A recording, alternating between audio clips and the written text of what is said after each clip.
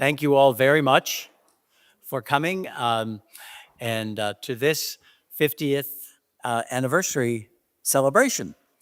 My name is Hugh Dempsey, and I've been in the order since 1992, and I am pleased to be here with three of our presidents who will talk to us going through the night. We're really here to celebrate family, which we are, an increasingly large family, which we were not. And Shep will talk about that for a minute tonight. But as a very good friend of mine said, tonight is sort of like Thanksgiving dinner. When the family gathers together, you start telling stories. Some of them are funny, some of them are serious, but they all go to add up to what we will be the day after Thanksgiving. And so all of this is really to talk about what this association will be like going into the future. Because if we don't know where we've come from, we can't possibly chart our future. So like every organization, 50 years ago, we had the pangs of birth, and we'll talk about those. And while that was difficult, the real difficult part was keeping alive what was given birth to. And that is what the last 50 years has been about. So I would like on my left, Pat Clancy, one of our presidents, my immediate right, Shep Abell. Paul McNamara is here with us. Tonight, not with us because of illness, is Bill Page, Jeff Gamble, Jim Belson. Traveling is Wayne Ruth. Margaret Milady cannot be with us. She had a death in her family. And of course, Tom Mulligan is now on the Sovereign Council. So he may be in the air. I don't know where that particular president is, but we're delighted to have these three bedrock folk with us. So I would sort of turn to Shep, and because Shep is, in my history, Shep is the first president, the earliest of these three here. And would you just sort of comment on maybe where we were when you were president, how many people we had, and how many members? And Sure. Does this work? Right like that? yes. All right.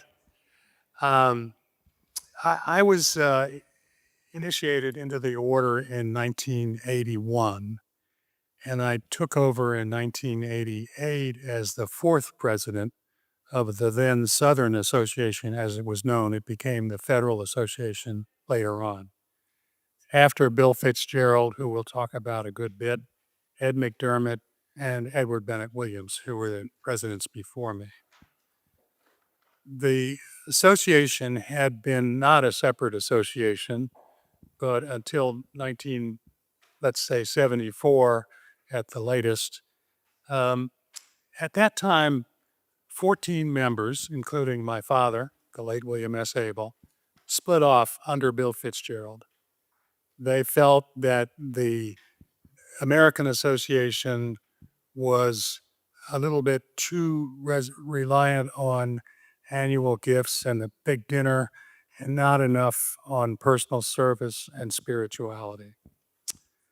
This split off was not welcomed, shall we say, by the American Association at first, and they in fact went to Rome to get it revoked, and they did get it revoked. And we went to Rome, not we, but my parents and other people, and got it reinstated. So it was reinstated at only 14 members. I'm guessing it was about 35 members when I was president, but I haven't been able to track that down. So it was a small association, but it was committed to personal service and spirituality. Now, Jim Belson, my successor, is not here today. He was taken ill and he just couldn't make it. And we're going to try to cover some of the things that he would have covered in absentia. I want to say this about Jim, though. As president, there were a number of things that I asked Jim to look into and report back to me. You have never seen a report back like one from Jim Belson. He went into it totally thoroughly. He had a beautifully executed memorandum right up to date, and I can't thank him enough. So a lot of the things that we did get done under my leadership and Jim's really did get done under Jim's. I talked about service as one of the factors in the order, and we really started to develop that in Edward Bennett Williams, but also in my time.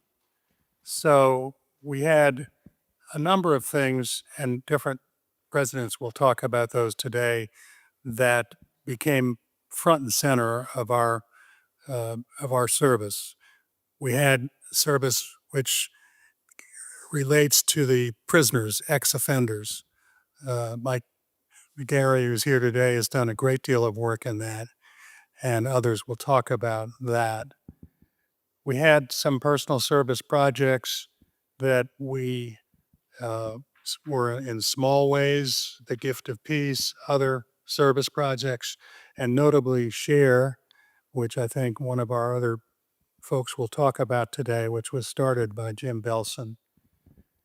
And most particularly, we had Lourdes, and I'll talk about Lourdes. Those of you who have been to Lourdes know that when you go to Lourdes, you really understand what the order is all about, and you put aside your personal predilections for a week and you just serve. And that's the best example of service that I can think of. Let me talk first of all about the spirituality of the order. That really encompasses all that the order can do for the individual and for the whole association. Our motivation, our behavior, Lourdes, the whole kit and caboodle. And if you don't have spirituality as your base, then you really don't have too much. We like to think that we are a service organization and a spiritual organization that's different from the Red Cross or one of the other great organizations that does good. We do it because, as Matthew 25 says, I was hungry and you gave me to drink. I was thirsty and you gave me to, I was hungry and you gave me to eat, and I was thirsty and you gave me to drink, and I was sick and you visited me, and so forth. That was one of the major reasons for the split off from the American Association. And I believe that we have been regarded as by the American Association as really showing the way in spirituality and service since we split off, and they are acknowledging it more now. We started with an annual retreat in the DC area, then we had Florida. Eventually we had many regions. That's all taking place. We laid the groundwork for the day of reflection when I was president, and that became a reality so that every year we have one or more days of reflection. The hands-on activities, I asked Jim to take charge of this, and as I said, he really did. And Jim also started the SHARE program, which is a food co-op, which he did under the guidance of Dan Meehan, a great Knight of Malta of former years. And it enables people who are poor, but people who are also not poor, to join in and purchase the food, which is so essential, at really a bargain price. And that's a great program that's still going on. The other thing that we started during my time that I think is continuing today, I know is continuing today, is formation. When I came in, there was no formation. We were handed a list of the associations, and then we went out to practice the rehearsal. That was it. Well, it became clear that that was not enough. First of all, we had a half day, then we had a full day, then a year of formation with perhaps 2 days reflection before the year of formation. And that is much more the reality of what we aimed to do. Formation for a religious organization cannot be just thrown together at the last minute. It has to be a planned year of formation. And now we're having a year of formation for those in obedience, as Greg Granito can and can bear witness. The last thing I want to talk about is Lourdes. We had never gone to Lourdes. It is true that there had been some folks from our association who has joined the Western Association, and Bill and Betty Callahan and Bill and Annalisa Fitzgerald and Henry Hull did that, and they sort of tagged along with the Western Association. Finally, about 1990, Cardinal Hickey came to me and said, or I came to him, and said he wanted to go to Lourdes and he wanted to have a pilgrimage that really reflected the Federal Association.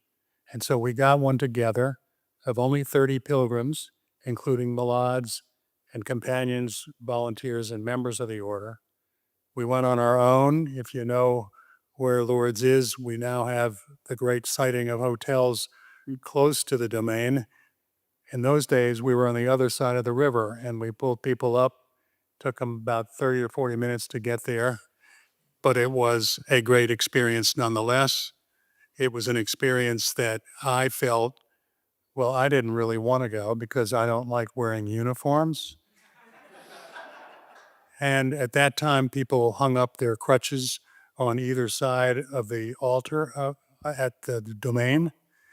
And when people start talking about throwing away their crutches, I kind of edged towards the door a little bit.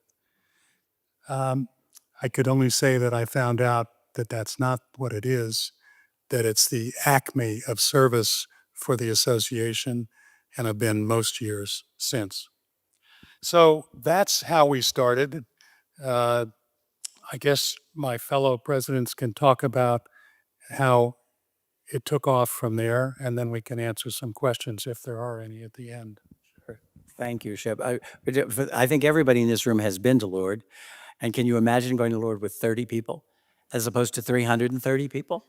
I mean, it's an amazing thing. What we're doing this tonight for is to remind ourselves what our history had been, but what our future is. There is a reason why we are still two associations. And it's very important that we focus on this going forward into the future. So we want to be thinking about that from whence we come and where we go. Pat, are you going to? Yeah, I'd like to talk about that a bit. Shep talked about the reasons that we always wanted to be independent of the American Association.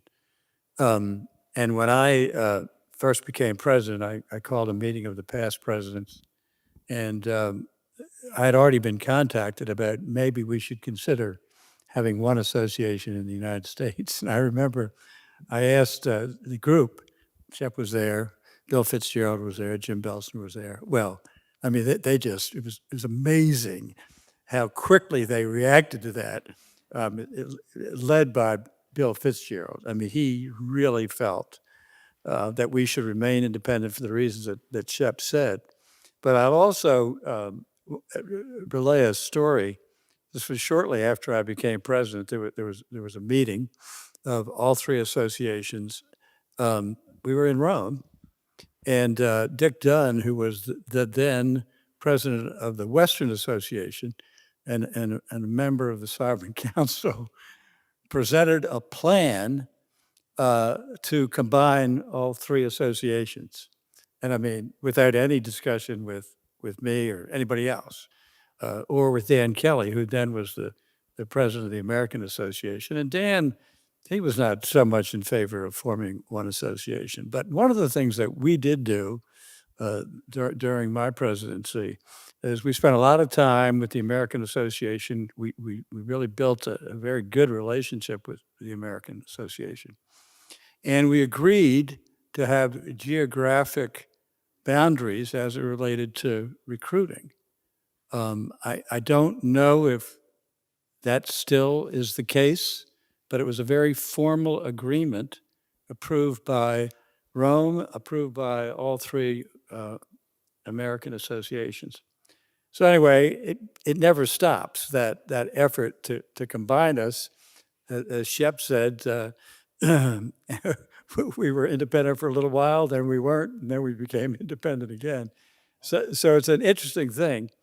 And one of the other things that Shep talked about was 14 members when the American Association or the Federal Association began, I think, Paul, during our tenures, we were up to like 900,000. And in a fairly short period of time. And one of the things that we did, probably something that Shep started, we would have periodic meetings. You know, we would gather people from parishes.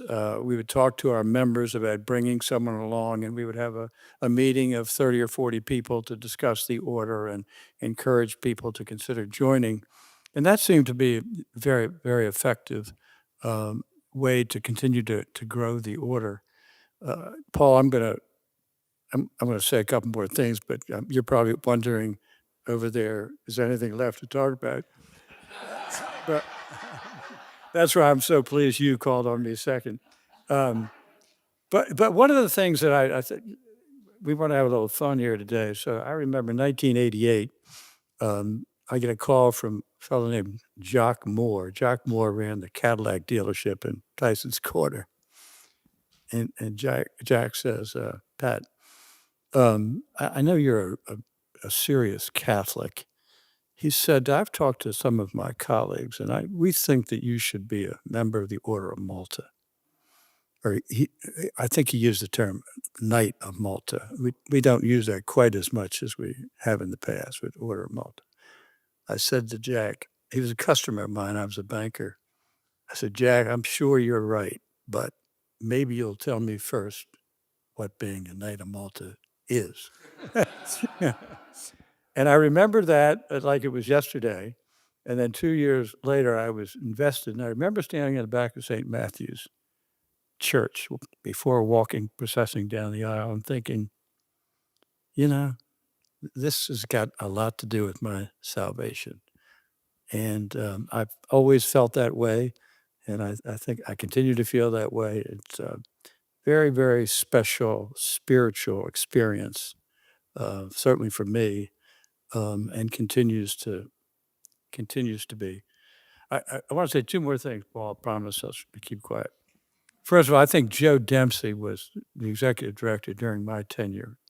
And Joe Dempsey was somebody that could get more done in a short period of time than almost anybody I've ever known. And one of the things about Joe is getting back to Shep's comment about good works.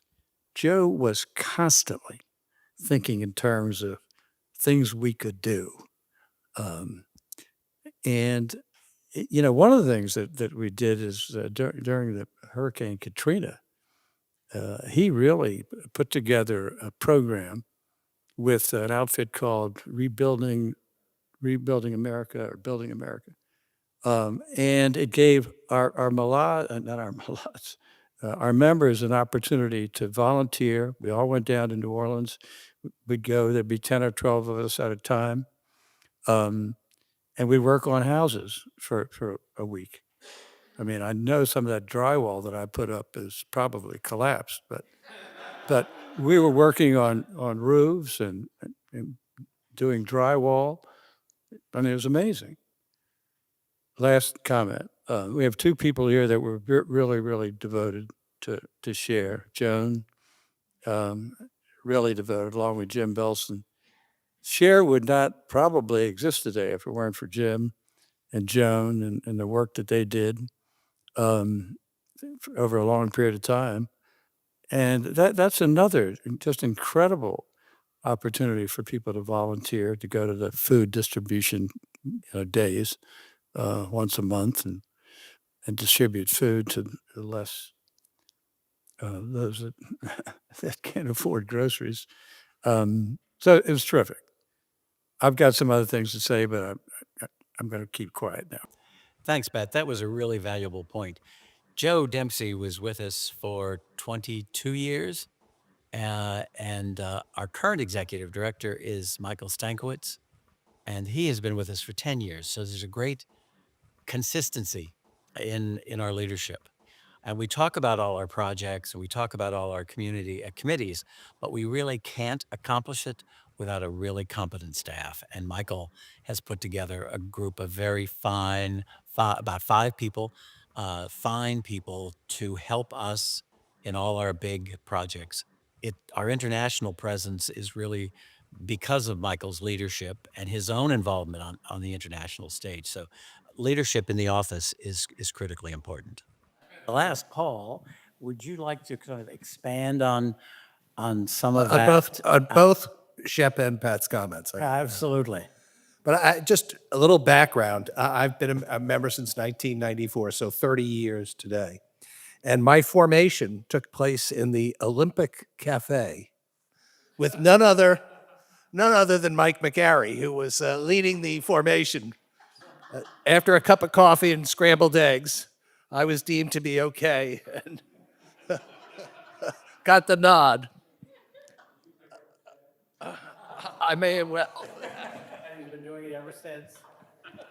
But over my course of first 10 or 15 years, I was the treasurer, I was a hospitaler, I was vice president, then president in 2010 to 2012. And one of the things that just struck me over and over again was the fact that it made me a servant leader. I was a leader of a group of people that were out to do good. And my job was to lead them forward and push them forward to continue to do good. And I still have that in the back of my mind in anything and everything that I do. It's so important to me. And it was for the betterment of those people in the order, but also for our charges, the poor and the sick. You know, that was part of my job in servant leadership. And I think reflecting on just as Shep started, you know, over the past 30 years, the folks that preceded, or 20 years, the people that preceded me really developed a template of spirituality, of hands-on service, to the sick and the poor, and to share their treasures as part of the support of the order. And I think that really, it was not just in the Federal Association, as Shep alluded to and Pat did, it was noted. I mean, it was noted by the other associations who saw us growing, not because we were accepting checks, it was because we were asking people to help people in need and do things for others. And we were hands-on. We weren't just limousine liberals, so to speak. We were really trying to do the work. And I think that was very, very important. And so I was elected president, vice president, and then president. And I guess when I was vice president was the most important part of my Malta life, because I worked with Noreen Falcone. And many of you may have heard of Noreen or known Noreen, but Noreen was an unbelievable person. She broke the glass ceiling of the Order of Malta. She was the first woman elected president of the Federal Association and the first woman elected president of any association in the Order of Malta. And her leadership abilities were terrific, but they were tested very quickly. Just after she was elected, or pretty soon thereafter, the Grand Master died.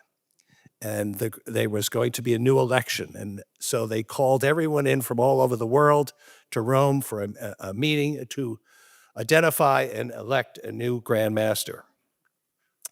So you remember this is 2009, and the Order of Malta, founded in 1099, had, let me say, not changed too much in the past millennia. And they had bylaws and provision. They had bylaws of the order that had no provisions for women. So when this worldwide meeting began, the Sovereign Council decided that a woman could not be part of the deliberations, could have no say in the matter, and could not vote. So as a result of that, I became Noreen's myrmidon. And for those of you who don't know a myrmidon is a subordinate to a master who unquestionably carries out all of the master's orders. And that was me with Noreen. Didn't think of it that way. But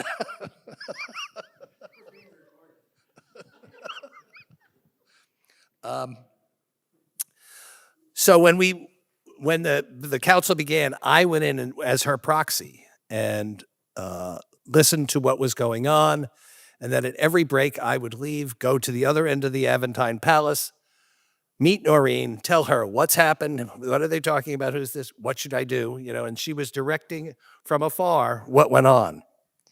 And it really was a fun but challenging exercise, to be honest with you, because we were really faced with a group of men who were saying the world hasn't changed. Well, this was 2010. It most certainly had changed. But what the end all be all was, I was allowed to go in. I was allowed to vote in on behalf of the order, the Federal Association rather, and they elected Matthew Festing as the lifetime Grand Master. But soon thereafter, the Constitution and bylaws were changed to reflect the reality of the 21st century. And a few years later, Festing resigned, and Margaret Milady, who was the then president of the Federal Association, got to go and vote and be part of the. And that to me was sort of an exciting part of my life in Malta, to see what was going on behind closed doors, so to speak. So it was it's again, I think, reflecting what Pat said early on, and starting with Shep and 14 people, and then all of a sudden, literally 15 years later, there are 1,000 people, and it's something, I think, again, what Pat was saying, we need to be out nurturing people constantly and trying to recruit and trying to find the right people that can follow in our footsteps. And so, that's sort of where I am, I guess, at the end of the day. Paul, do you recall Noreen constantly referring to us as the old boy network? Oh, yeah. She would let us forget. Noreen was just a barrel of laughs, but she ruled the roost. There was no doubt about it. Sort of signature projects that we have developed, the Holy Family Hospital being one. Who was president when that sort of got kicked off? I know Catherine Abell was the longtime head of that and the drive behind it, she and Cardinal Hickey.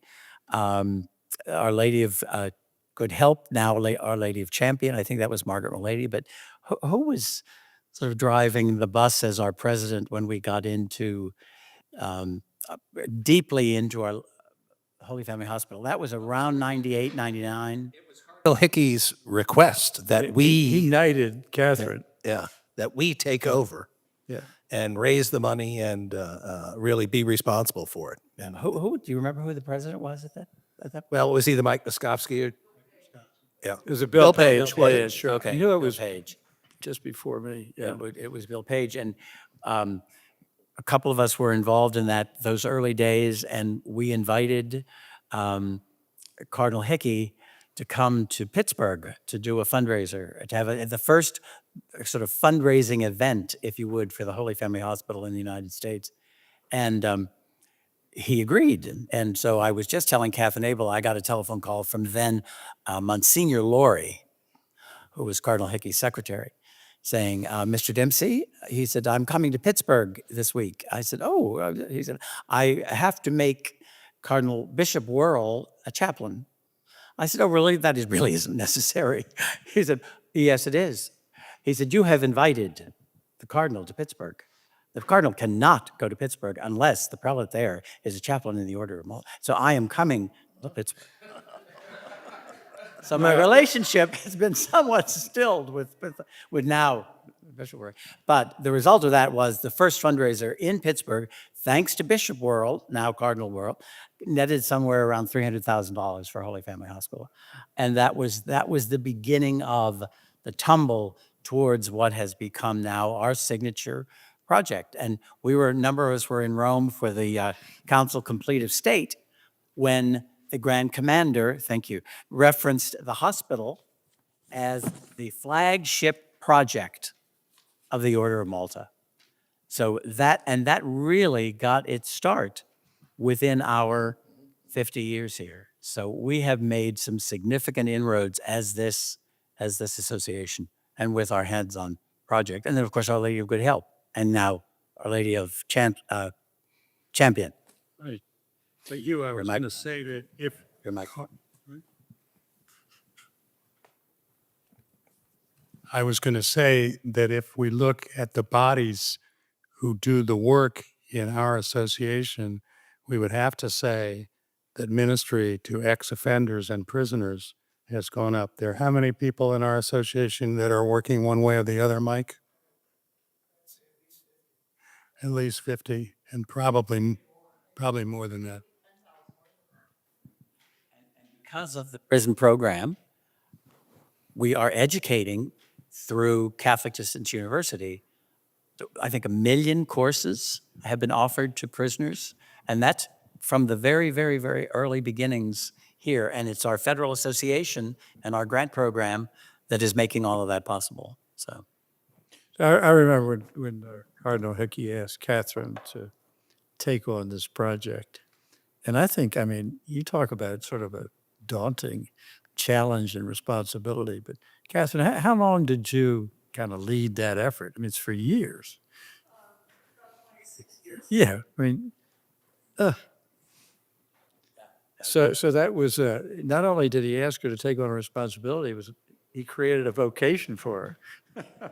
I just want to say that I learned something very early on when I did that. I got a call from Father Laurie, who is now Archbishop of Baltimore, but he was Father Laurie in those days, and he said to me, "The Cardinal would like you to come to lunch on Saturday." And I thought, "Oh, wow, this is really something. The Cardinal wants me to come to lunch." Well, what I learned was never go to lunch with a Cardinal.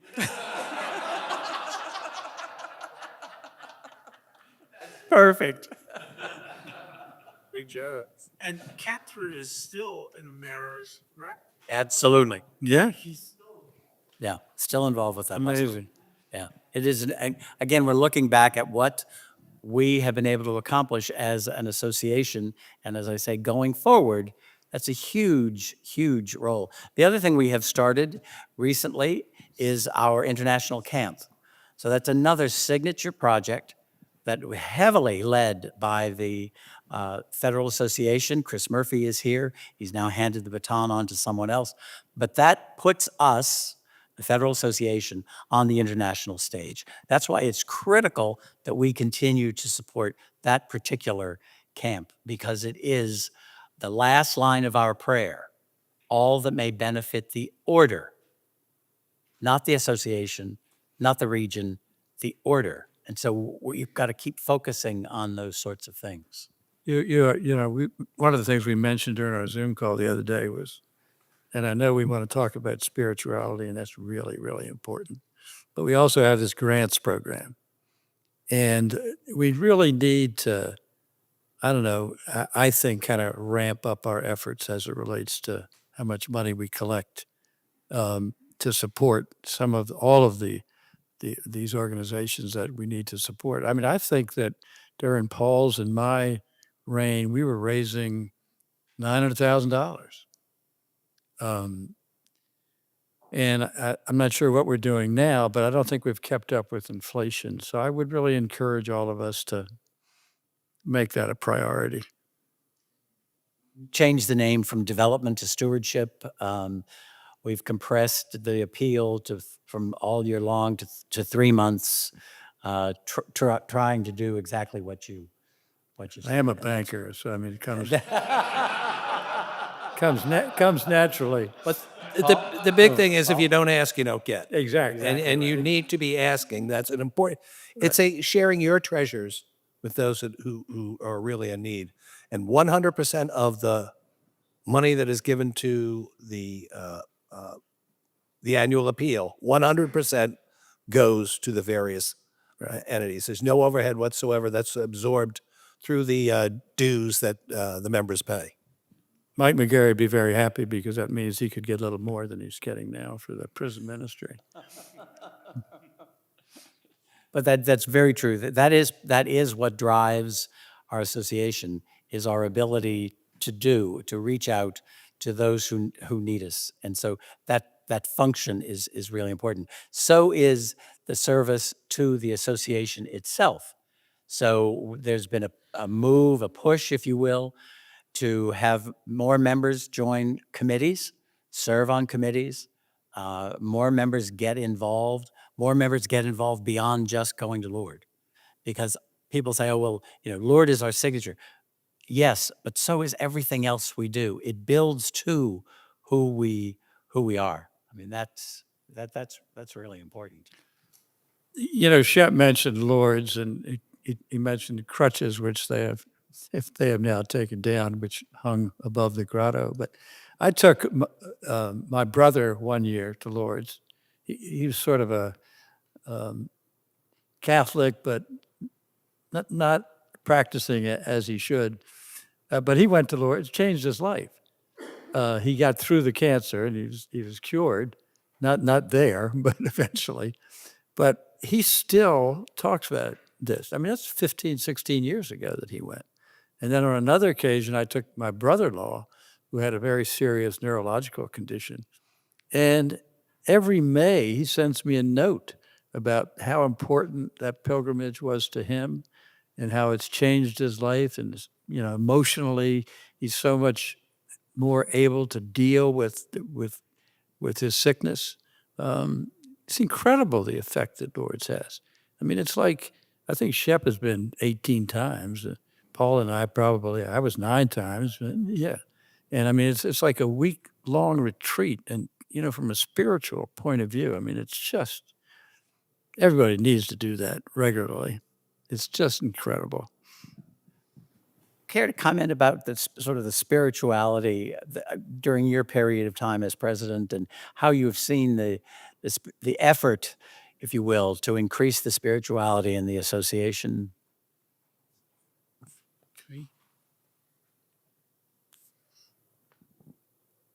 Well, I just think it's grown almost naturally and by leaps and by bounds. We had some retreats, not every year when I started. We now have, I think, 7 retreats in the Federal Association area. We had no days of reflection. We now have 2 or 3 days of reflection. We have evenings of reflection for Lent, all these things that go on. But more important, I think, is the fact that the formation of our members means that people don't get in our association unless they understand that it's about spirituality. And if they join, they're expected to have spirituality as their core. It doesn't work with everybody, but it certainly works with a lot of people.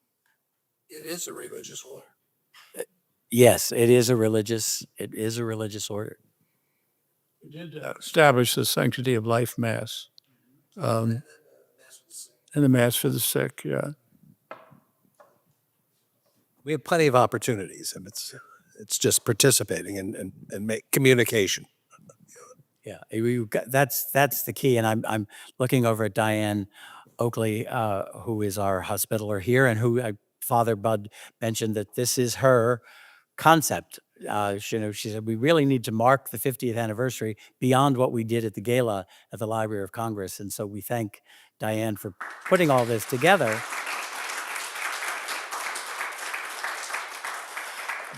But I'll bet Diane is standing over there and saying, well, applause is great, but would you help me carry these boxes out to my car?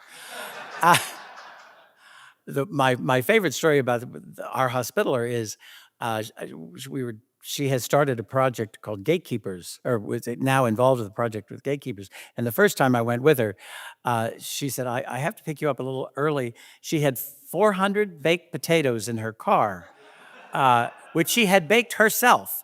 So I think we need people to be involved with things, and that's what keeps us going. And that is meant, all these presidents have mentioned, that's kind of our hallmark. I was able to be in Rome a couple of times recently with the Sovereign Council. The Sovereign Council, as you know, at one point when I came in, maybe when you all came in, was sort of this mythical body. I didn't really know who they were, or certainly not where they came from. And now we have 5 people from the United States on the Sovereign Council and a Grand Master who is Canadian, whose law practices in Manhattan. So it has changed. Their sensitivity to us and our way of thinking has improved immeasurably. And they are able to sit, and I have been in their presence when they've done it. They saw success, and now they're riding on it. Exactly right. And they're all pointing to it. And didn't we do good with the Federal Association? Carlos, don't tape that line. But I mean, seriously. And so when you sit there and you realize that they, meaning the Sovereign Council, they know who we are because of our Blessed Gerard retreats with our young members, because of the men and women that went for the Jubilee year and manned the medical stations, the people that go over for our hospitalers meetings, the people that go over for our communications meetings. This association, which you all started with 14 members, is now truly part of the international fabric. And we are recognized for the work that we do, and that's critically important, and that's up to you. Pay our dues. And I can attest to the fact that many don't, not in this association, but we have time for questions and thoughts. But I hope you think about the fact that there is a reason there are two associations in the Subprior of Our Lady of Lourdes, but there are two associations, and it's important that we stay that way. Catherine? I'd just like to ask two questions. First of all, we started with 14 members, and now I'd like you to talk about how many regions we have and how many people from around the country in those regions have requested forming a region. And then also, perhaps you could talk a little bit about our being all a member of the sub-priory now. That's a little confusing to people, and if you might, say a few words about that. We have I think about 1,400 members now. 1,100? 1,143, thank you. We have, 26 regions. We've just recently opened Oklahoma, Central North Carolina, South Carolina, Savannah.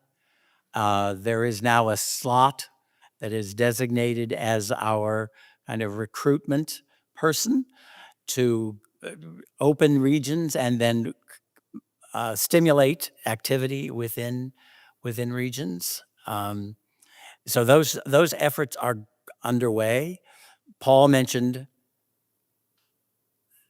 the right people. We need to attract the right people, meaning those people who take spirituality seriously, not just coat drives and soup kitchens and share, but the spirituality behind it. And that basically is what the subpriory is created for. The subpriory, again, in 2023, 2022, when the new Code and Constitution was formed, it was formed basically at the behest and the direction of our professed. We had a period of time, Paul mentioned when Matthew Festing stepped down, we had this period of time, great fluctuation within the way things were done and with who was running the bus. There was a great push for nobility to remain as the paramount characteristic of anyone who was in leadership. The Holy Father was trying to have the order listen to him and say that nobility, while it could possibly be an attractive addition, it cannot be the primary requirement for leadership. It was our professed. And at that point, there were 3 in the American Association. We now have 4. If you count John Dunlap, we have 5, but we have 4 now in the subpriory. And it was those men, really, that worked with Cardinal Tomasi and now with Cardinal Garlanda to create what is now this subpriory. And the key to the subpriory is spirituality. That's really all the basis of what the spirit of this subpriory is here to do, is to ensure that everything we do is done from the charism of the order, not just adding projects, not adding on, but everything in the spirit of prayer and the defense of what we are as a Catholic organization. I liken it to the fact that there are now over 14,000 members in the Order of Malta. Given the nature of the Catholic Church, that's not a lot of people. So it is still a relatively exclusive group that you all, men and women, are a part of, but it's exclusive because it's so deeply spiritual. And what the Sovereign Council, again, the 5 members of the on the Sovereign Council have said, we need to safeguard that most importantly. And the way we can do that is kind of keeping a closer tab, if you will, on what's being done. So of those 14,000 people, they're like 14,000 children, and our parent, the Sovereign Council, wants to know what we're doing. So that's why the kind of reconfiguration into sub-priories, and they're always priories, but more responsibility given to the priories and the sub-priories in relationship to what was happening in terms of the spiritual life within the order. We will now have, the sub-priory will now have a hospitaller, and that hospitaller will work with both associations and the hospitalers from both associations, again, to ensure that the projects that we do are done within the charism of the order. So that's sort of the sum total of what the sub-priory is. Dan? Usually they're all project. Michael, do you want to give a little shout out about how he was trying to contribute toward a lot of the development of the new Constitution? Thank you. I love talking about Fra James Michael. 99.9% of the people here know Fra James Michael. Margaret Milady and Margaret was president, and I don't know why I got invited, but we were invited to Cardinal Wuerl's office to discuss X. And I guess I was going as the representative of some of the professed. And it was at that moment in time when a letter had come out written by then Archbishop Ghirlanda, a Jesuit bishop, who called into question the whole nature of profession. That our profession really weren't a religious community because they weren't physically living in community. And so there was great brouhaha. Cardinal Wuerl knew this, and he said to me and Margaret, go back, tell your professed, don't be afraid of Cardinal Ghirlanda, organize, present your case. He's a bright man, he'll get it. And I went back to James Michael von Strobel in his 14th floor condominium, the 93-year-old man who didn't get out much. He galvanized the professed around the world to its first ever Zoom call. I lived on the 10th floor. I'm running up the steps and say, well, this is the button you should push. And when he's using me for technology, he was in trouble. And by golly, they still meet every Sunday on Zoom. And that is the organization that has resulted in this Code and Constitution, which is very friendly to us as members of the order. So it is Fra James Michael that we have a great deal to thank. And there is the Fra James Michael Library at St. Anne's that is the repository of his papers, but also many, many other things related to the order. So. Other questions while we are these three I've got a question here wonderful from a men. potential candidate, so put your best sales pitch out, guys. Hi, hello, everybody. Dan McMurray. I just wanted to say thank you and share my appreciation as someone who hopefully, God willing, will be here for the 100th anniversary. So thank you to the past presidents and everyone here. Thank you. You can have my glass of wine.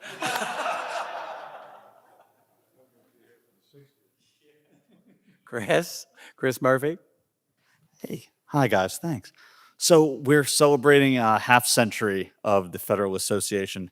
What are some of the fruits that you guys have seen and see coming out of our separate independence from the other associations? And what are the ways that you see us as a separate entity working together with our brothers and sisters in the Western and American Association going forward?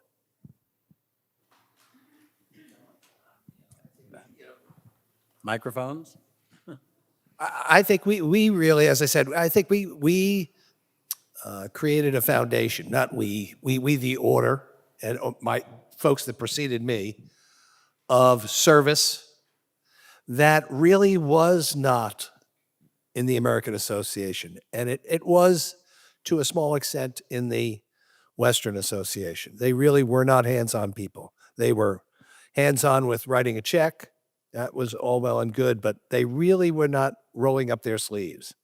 And I think that that foundation that we created here, we, again, people before me, really is the basis for the growth that we've experienced and the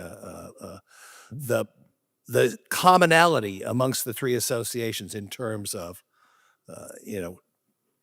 really hands-on service. One thing I would add to that is that, if we were to combine with the other two associations, the American Big Association, and so on, and we become, a division, the personality of our association would change because the themes would be developed outside of our association. And I think over time, we would lose some of this devotion to service that we've all talked about. I think that's one reason not to do it. Doesn't mean we shouldn't cooperate.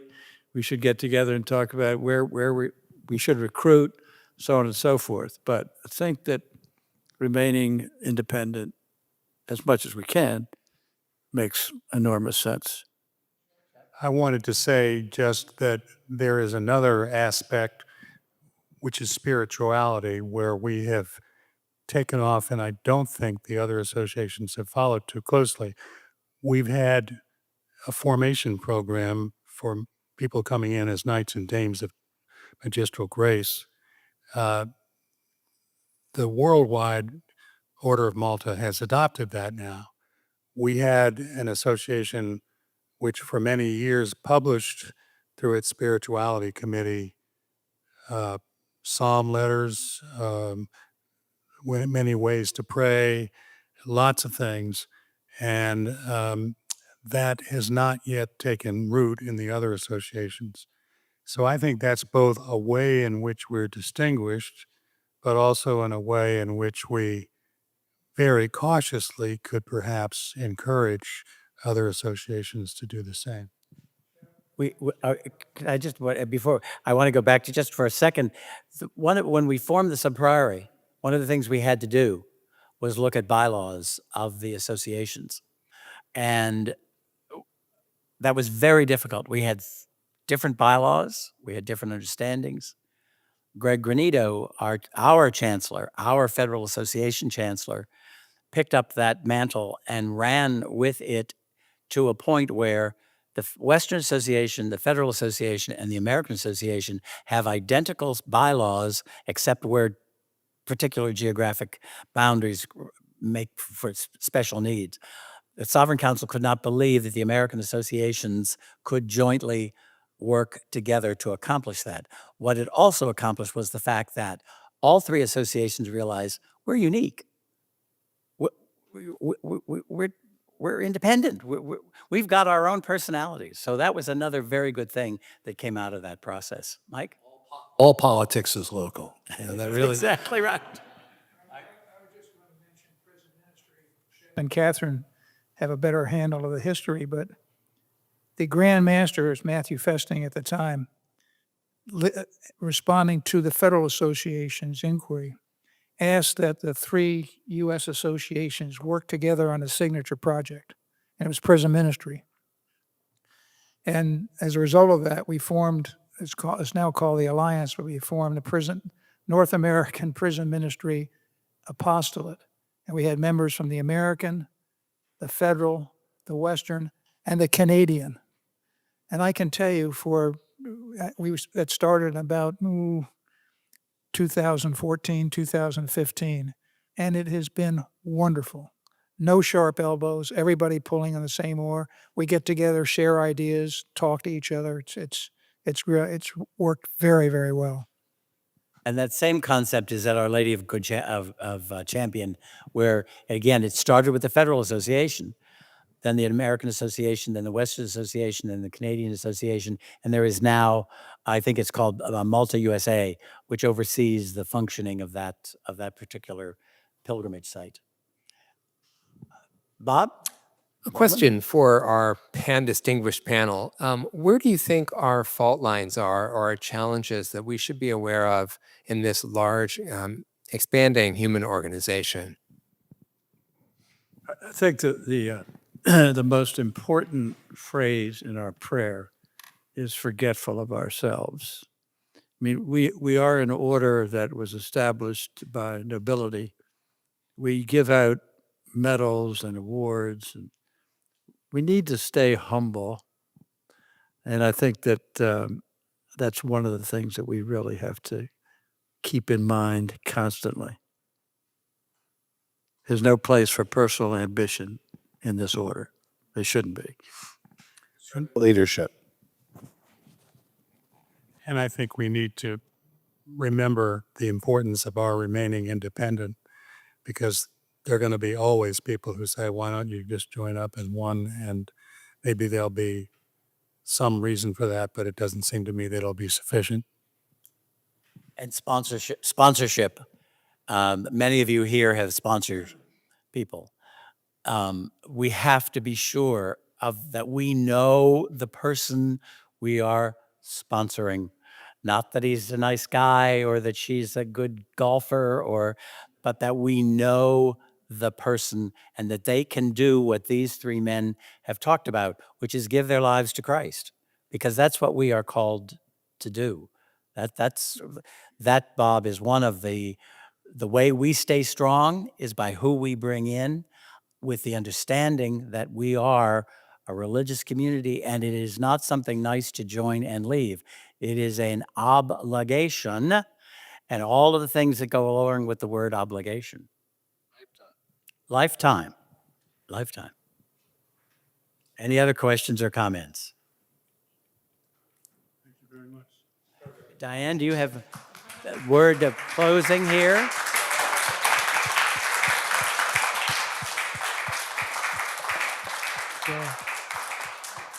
I do. Thank you all. You've been wonderful, but you know what's wonderful too? And it gets into what Pat said about being humble. Behind these presidents of the association are members of the order who serve. And in fact, if you turn over the sheet that might be in front of you, you will see a list of the 92 members from our Washington area regions, DC, Montgomery County, Northern Virginia, and Southern Maryland. Those individuals have been in the order for 25 years or more. And I believe there are some of you who are here in the audience. So anyone who has been here for 25 years, please stand up, those of you in the audience as well. Because when we totaled the